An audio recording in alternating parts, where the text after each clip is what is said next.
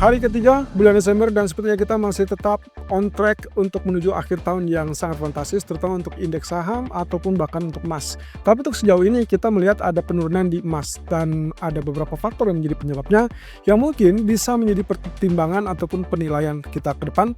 Tapi rasa-rasanya ini tidak mengganggu sentimen utama, yaitu kaitannya dengan ekspektasi penurunan suku bunga. Tidak percaya? Kita lihat ulasan berikut ini. Oke, poin pertama yang datang dari geopolitik. Ini kaitannya dengan rencana ataupun proposal perdamaian antara Rusia dan Ukraina. Sekarang berlanjut dengan posisi bahwa Amerika berkunjung atau perwakilan Amerika berkunjung ke Rusia untuk bertemu dengan Presiden Putin.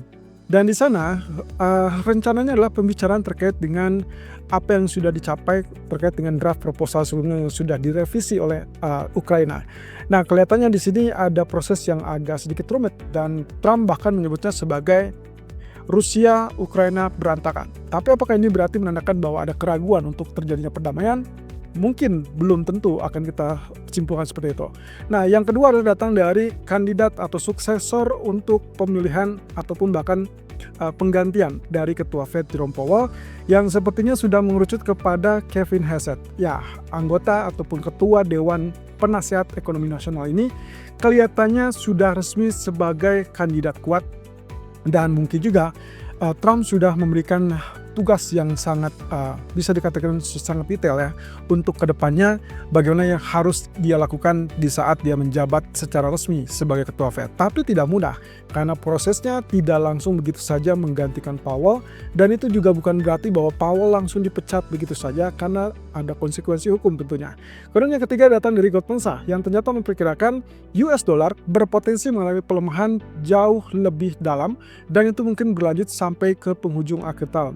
Nah, apakah ini berarti menandakan tanda-tanda bahwa kita akan melakukan Santa Claus Rally dalam waktu dekat? Sepertinya sih gitu ya, tapi kalau misalkan lihat dari uraian-uraian ataupun alasannya, mungkin kita perlu pertimbangkan terlebih dulu alasan yang paling utama. Oke, datang dari geopolitik terkait dengan rumitnya proses perdamaian. Walaupun kalau kita lihat dari pernyataan Zelensky, sebetulnya pernyataan ini relatif positif untuk potensi perdamaian dengan kalimat bahwa mereka menantikan kabar dari Amerika terkait dengan hasil pertemuan dengan Putin dan ini juga katanya merupakan menjadi bisa dikatakan momentum yang cukup baik atau bahkan terbaik.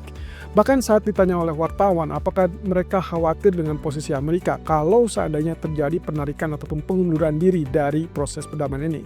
Ternyata Zelensky mengakui bahwa agak rumit kalau misalkan proses perdamaian ini tidak melibatkan Amerika dan ya dia mengakui itu ada dalam kekhawatiran dia. Apalagi kalau misalkan kita lihat ke belakang, Amerika pernah sedikit panas dan juga akhirnya menarik diri untuk memproses perdamaian di antara kedua negara.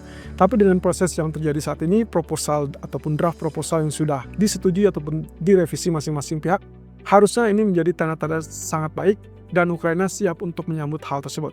Nah, tapi masalahnya datang dari Rusia. Kali ini Vladimir Putin menyinggung Uni Eropa yang dinilainya sebagai tidak kondusif atau tidak ya bisa dikategorikan mungkin tidak mendukung untuk ke arah perdamaian, bahkan menuduh Eropa tidak memiliki agenda damai. Hal ini dikarenakan ada beberapa poin yang dituntut dari Uni Eropa terhadap Rusia yang kelihatannya justru malah membebani atau memberatkan Rusia.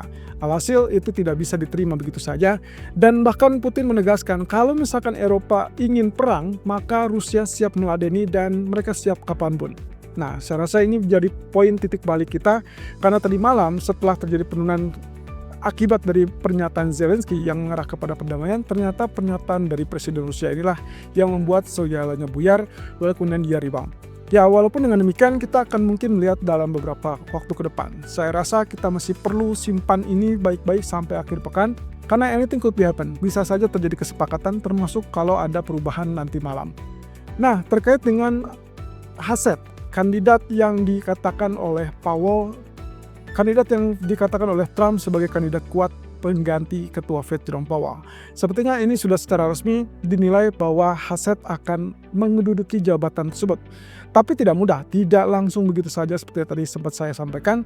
Karena prosesnya, kalau kita melihat bagian di bawah, itu adalah proses yang harus dilalui setelah penunjukan ataupun bahkan terpilihnya Hassett sebagai salah satu atau bahkan satu-satunya kandidat. Maka di bulan Januari atau mungkin di bulan Februari, Hassett harus mendapatkan persetujuan dari Senat. Rasa-rasanya ini harusnya dalam peta politik akan relatif lebih mudah karena Presiden Trump dari Partai Republik juga ditemani dengan ketua Senat yang mayoritas ataupun dipimpin oleh ketua mayoritas Senat, yaitu dari Partai Republik. Bisa dibilang secara politik ini harusnya sangat mudah dan Hassett sudah berada di ambang pintu untuk menjadi ketua Fed. Nah, kemudian nanti dia terpilih secara resmi, sekaligus juga dia akan menjabat sebagai anggota Dewan Gubernur Fed.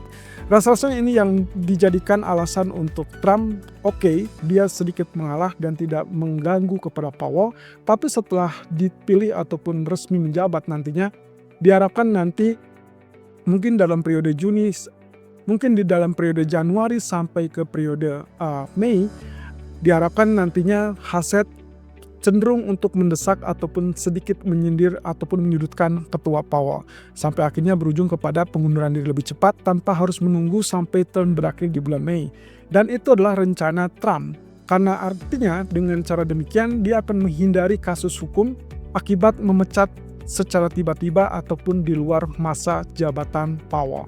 Ya, kita lihat saja apakah ini akan bersinergi apa tidak, atau mungkin akan terjadi kejutan. Tiba-tiba saja misalkan Powell mengundurkan diri setelah FOMC 10 Desember.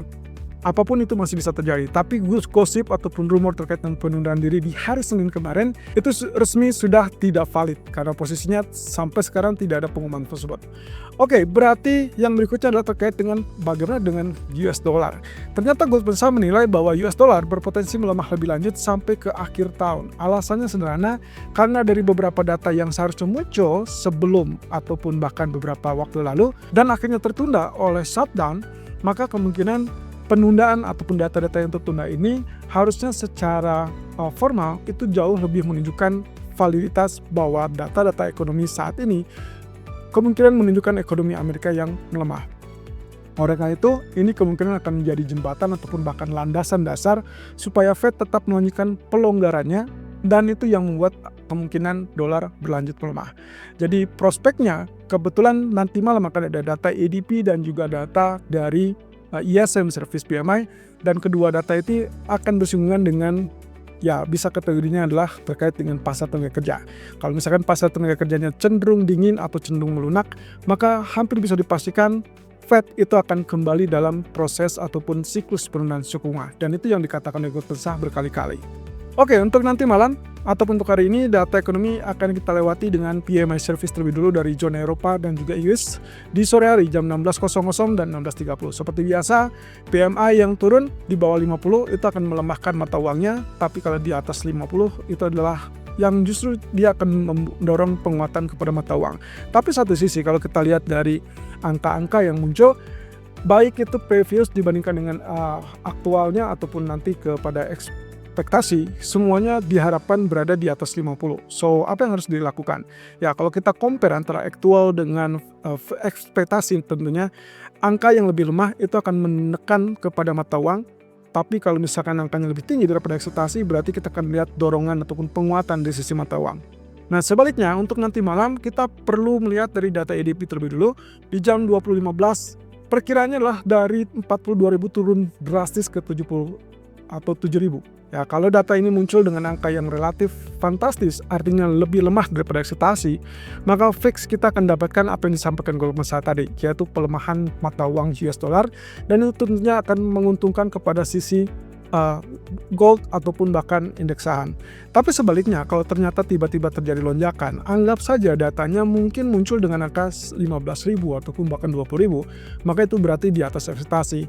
Respon yang memungkinkan terjadi adalah penguatan US dollar, tapi hati-hati dengan angka previous 42.000 dibandingkan dengan angka 15.000 tersebut, nantinya itu akan membuat market melihat dari proses bahwa angkanya relatif tetap melemah.